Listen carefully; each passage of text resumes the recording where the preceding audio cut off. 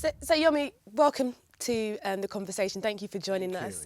You've just seen on that little short video there the effects of what world-class training can do for athletes in Africa. There are different funding systems all over the world for elite athletes, but can it be said that African athletes are hampered for the lack of facilities and resources that are available to them? Yeah, thank you for that. I'm really impressed with that video, because when you look at long distance, really, most of the training is actually done off track. And for the past few years now, the Kenyans have actually used that. And Kenyans and Ethiopians have dominated the world scene because the young athletes are able to train without actually needing a lot of money to get the tracks, because they can just run the miles and all that. But that's not the same when you look at the shorter distances, which basically now move towards the West African countries, where you need specialized training, equipment and all that, and it all costs money. So I'm kind of impressed that they also think of putting a track there to help them in their speed training and all that, because again, those are the aspects of the long distance races where the East Africans are actually not be very good at. So why do you think that the African athletics federations don't invest in some of those facilities for their athletes? Well, there's so many reasons. I think the first one is lack of funding, or lack of adequate funding, and also is lack of priorities. I think most African governments and the sport ministry prioritize football first. So the rest of the money is shared among all the other Olympic sports, which athletics now become part of it. And then when the largest sum of money are gone to football, there's basically nothing left for the other federation to scramble around. Another reason also is the state of economy of all these countries, that sport is not actually the main priority of the people. You think about food, health, and education first. But there's such a rich history of great African athletes from the 80s, from the 90s and the early 2000s. Why can't some of those African federations reignite that? Yeah, if you look at the 80s and 90s, most of these countries in Africa were very prosperous. The economy of Nigeria, Ghana were much better then. And I think the reason why the West African nations, for instance, were doing well then because they were able to spend money. But what has happened is in the last few years, as the debt crisis and as the economy had gone down, focus have shifted from athletics or from sports really to other things that matters to people. Phil, I just want to bring you in here. Now, the Jamaicans have managed to do this quite well. They've managed to kind of get their athletes back from the USA and bring them back to Jamaica to train. Why do you think that is? Well, I think it's very simple. They've actually created a culture and they've got the coaching expertise, which has managed to attract the athletes to stay in Jamaica. And now it's a feasible proposition for Jamaican sprinters. And even going up to the middle distances now, we're starting to see a few Jamaican 800-meter runners coming through and actually starting to make an impact, even if they're not regularly winning medals. And the funding has been there from the Jamaican government. They've put lots of money in, and also the institutes of higher education, like the University of Technology in Kingston. They've actually got behind their athletes and they've actually supported them, providing them with not just the track's already there and has been there for many years, but also money in terms of living expenses, housing and support, and giving them education. Now, as far as African athletes is concerned, in the vast majority of cases, most talented African athletes who have got any academic ability are going to the United States. And the United States educational system has offered African athletes a way out of their native countries. Very, very few African athletes are staying in an African educational system. That's really why the Jamaicans have been so successful at keeping their sprinters at home, and why Africa is losing so much of its talent, particularly in the technical events like Yomi was talking about. And that's exactly what we're going to come back and speak about in a second after the break. Please stay with us. We're going to come back to the conversation to talk more about athletics and funding.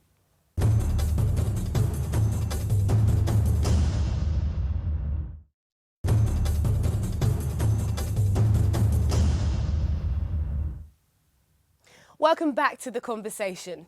Now let's take a look at some strong opinions about how a lack of funding and infrastructure in other parts of Africa have affected athletics across the continent.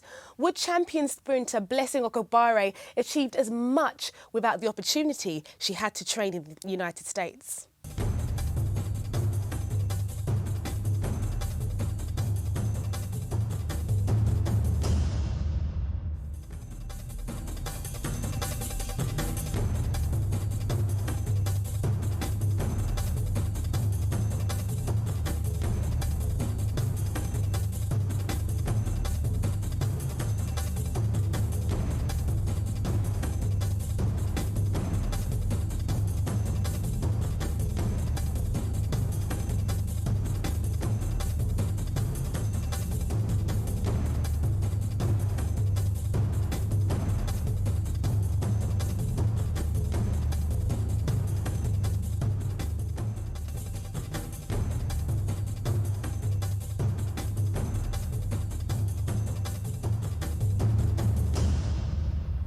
So Yomi, we've just seen here the Blessing, a fantastic athlete, a world champion, and someone that Nigeria should be very proud of. But she trains in California, United States. Why can't she be training in Lagos? Well, you have to look at the fact that, okay, let me take you back from the beginning. Blessing didn't actually go to the United States as a sprinter. She went there as a triple jumper and later long jumper. So basically, she was converted to sprint in the US, in the university by a coach then. So when you look at the fact that there are a lot of athletes like Blessing in Nigeria, for instance, but then we've all had to make a choice. I had to make one, and a lot of young people in Africa, in Nigeria right now are making that choice. It's either you do education or you do sports. Now, for the athletes who want to do sports, they can't go to the United States because they don't have education credentials. So they end up going to Europe with some agents just to run. And then when that's not working for them, they go into different jobs and kind of just get lost in the system. And for those who want to do education, they probably go to university in Nigeria. And after the first degree, they go to the US. They already passed the peak age of sports, so they just go into professions. So Blessing was very lucky because she went to the African Championships and did the triple jump there. So because of that, she was discovered, and through the help of the state government, was able to get scholarship to go to the US. But then is there an argument to suggest that she's that good, she could actually, defect to the United States? How would that go down in Nigeria? I think right now it will be a disaster because she's basically the only person we look up to, as a top-class, world-class athlete for the country. And if you look at the fact that we have a young athlete just like Blessing now, that's what I'm saying, that she was lucky she went at a very early age, at the age where she's kind of trainable. And then being in University of Texas then, she started jumping, then she was converted to the sprints, and then she started doing 100 meters. Yeah. Now, we have Issa Brume, who won the long jump gold at the Commonwealth Games and also at the African Championship. She actually, before that, she went to the World Juniors in Oregon, and actually didn't make it to the finals. Where did she train?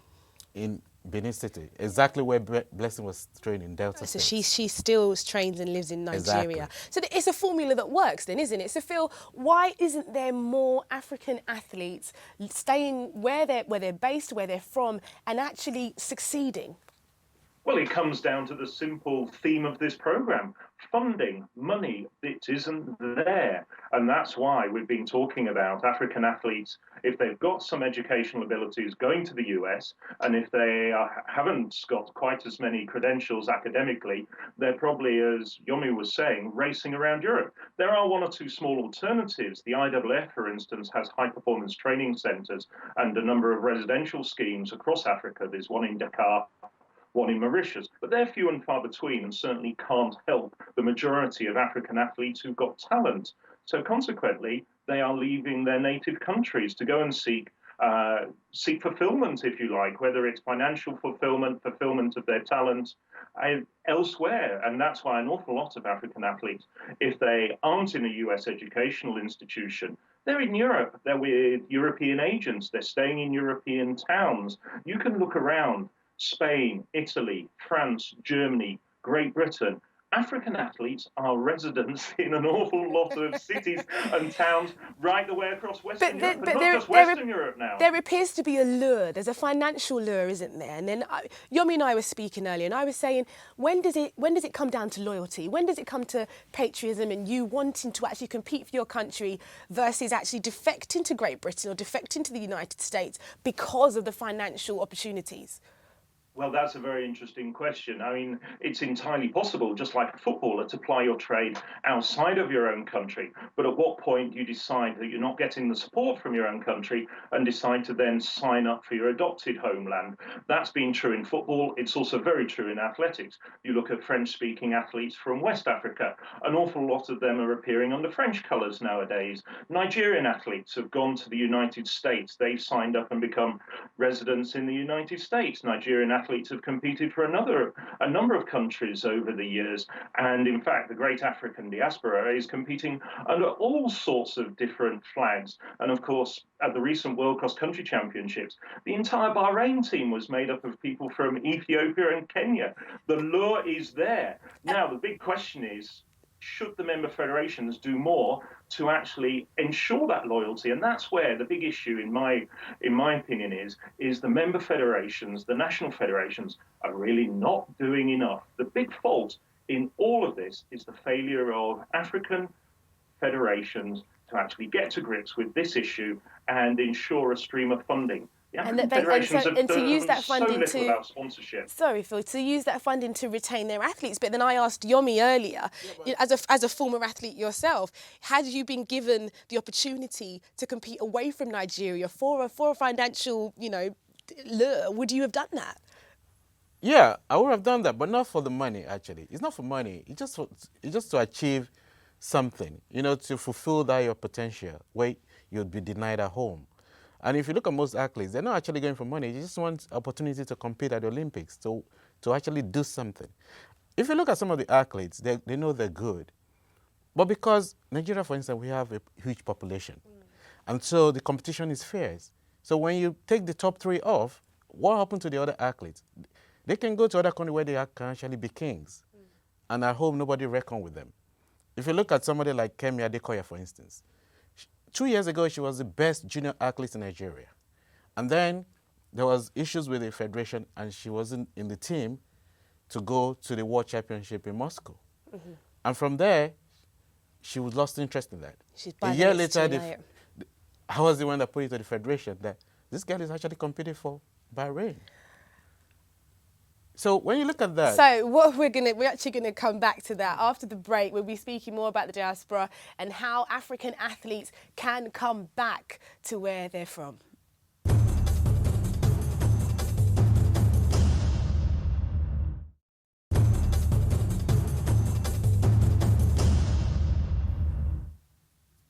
Welcome back to the conversation. The African athletics drain has long seen top talent leave for training and financial opportunities elsewhere. Nowhere was this trend more visible than the 2014 Asian Games.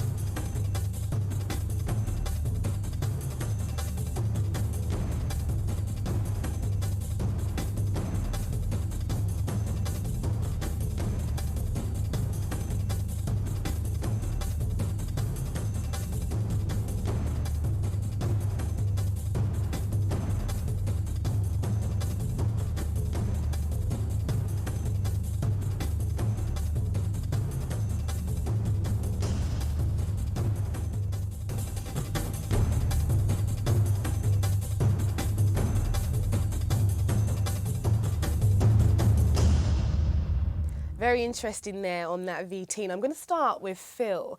Phil, what is the actual rules and clarifications on athletes switching allegiance to different countries?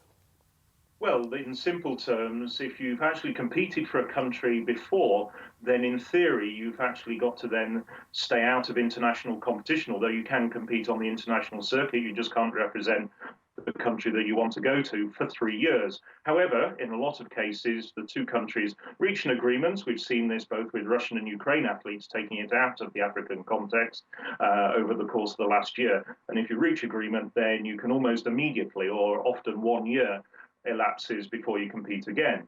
But then if you haven't competed for a country before, as many promising young junior athletes coming from Africa, and we're talking here about long distance runners from Africa and Kenya and Ethiopia in particular, going to Middle Eastern countries and also Turkey nowadays, then you can go immediately and you can actually, as soon as you get your passport of your new country, you can compete immediately. And that's what's been happening. And that was what was evident not only at last year's Asian Games, but also at the very recent World Cross Country Championships in the Chinese city of Guiyang. I was there. See this, Phil, do you see this as being much of a problem? Do you think it's going to be something that develops and becomes an issue in athletics? Well, it already is an issue, and it's been a big issue for almost 15 years. One remembers when the Kenyan Stephen Cherono went to Qatar, because Qatar was actually buying in an awful lot of athletes 10 years ago, which is tended to stop now because they really want major sporting events, and they've realized that this is a little bit morally questionable in many respects. But when Stephen Cherono went to Qatar, he went for the money. He could have been a world record breaker in Kenyan colours, but he went, and it's been a problem ever since. Now Qatar has generally stopped doing it because they want to be a major player in athletics, and it's generally frowned upon. But Bahrain are doing it, Azerbaijan are doing it, Turkey are doing it, and other countries to a lesser extent. So, Yomi, what do you think actually drives the athlete to take up citizenship of another country? We have spoken about finance and we've spoken about facilities and opportunities. Why is that you can't stick to your country and be loyal to what it is that you know, your nation? Well, when you talk about loyalties, like, you only be loyal when you actually food in your stomach, right? And for some of the athletes, it's no longer just sports like it used to be in the 60s or 70s. It's now a profession. It's just the same thing as an engineer or a doctor will leave Africa and come to the UK to work as a GP because they want to provide for their families, because they want their families to grow up in a more stable and kind of more prosperous country. So and this is not just new phenomena, because you look at it, I remember in 2004, I spoke with the IWF president, and he said, look, if the African federations cannot develop their facilities and improve on their structure, we will lose the athletes. And that's what's still happening. We're going to lose the athletes because the athletes are just going to move as any other professional in the world for greener pastures. Well, it's not fair on the African nations, though, is it? Because so many, for example, I could take myself, you know, I could run for Ghana, although I was born in the UK. Both of my parents are from Ghana, and you speak about generations draining athletics. I mean, that's just what I said. This is not a new phenomenon, right? For instance, you can take the first generation, which are the parents who had come to England and France, mostly from African countries, after the end of the colonial era, to work, to leave, basically. Now, the children, the first generation, second generation of that family were born here and settled here. And that's why you have people like yourself, Christine, and all that. Those are part of the, not directly, but that's part of the first level of drain. And I wrote about this in 2004 on a story on Athletics Africa called African Drain. And then you have the second generation athletes who actually came, not for the money alone, but also because of frustration with the federation, because of lack of treatment. For instance, someone like Francis Obikolu. For Nigeria, he was the world junior champion. 4 years later, he was winning the Olympic medal, silver medal, for Portugal. Yeah. And why? Because of little problem, quite a lot of issues with the federation. Someone like Gloria Aloze, for instance. In Sydney 2000, she was running for Nigeria. But then... And then she became Spanish. Why? So because there's so many issues. You know, and I have to ask Phil, if the African diaspora that's running for all these Western countries were to go back and compete for Africa, what would happen to some of these athletics teams in Europe? Well, I think the athletics teams in Europe would still continue to be very, very strong. I mean, you look at the powerhouses like Germany and Russia, and they don't tend to have too many African or athletes of African origin in their teams. Of course, it may weaken slightly the likes of France and Great Britain, and other teams would come up. I think it would actually have an effect, of course, but I think actually it would have a positive effect, much more so, on the African countries. It would be restoring a lot of their talent back to Africa. The infrastructure is already there in France, Germany, Britain. Other athletes will come through. It isn't there in Africa. They need the talent from the outset. So I think, you know, just listening to both of you, there is room for improvement. Yeah, there is. And also, like, what I said is the federation now needs to focus on bringing people. And Nigeria has been doing that. So we've kind of done it in reverse. What they've been doing actually is now bringing back African diaspora to run. These are not Nigerians who left, but this is Nigerians, Americans. And also even Americans that have no business with Nigeria at all had come to run for Nigeria at the African Championship last year in Marrakesh. So you basically have Black African Americans now saying, okay, I want to be a Nigerian. And that, for me, is a completely different topic. Yeah, basically. At the same time. This year I've had like 20 or different athletes sending emails to Athletics Africa wanting information about how they can run for the Nigerian, or the Ghanaian, all the South African teams. Well, I think Yomi's just thrown us a whole nother conversation for another show. And I'd like to thank you and both Phil for coming on today, and for you for tuning in to this week's edition of The Conversation. Thank you very much. I'm Jeanette Kwachi, and hopefully you will not forget to follow us on Twitter and Facebook, and don't forget to post your own opinions and queries. It's time to start Africa's sporting conversation.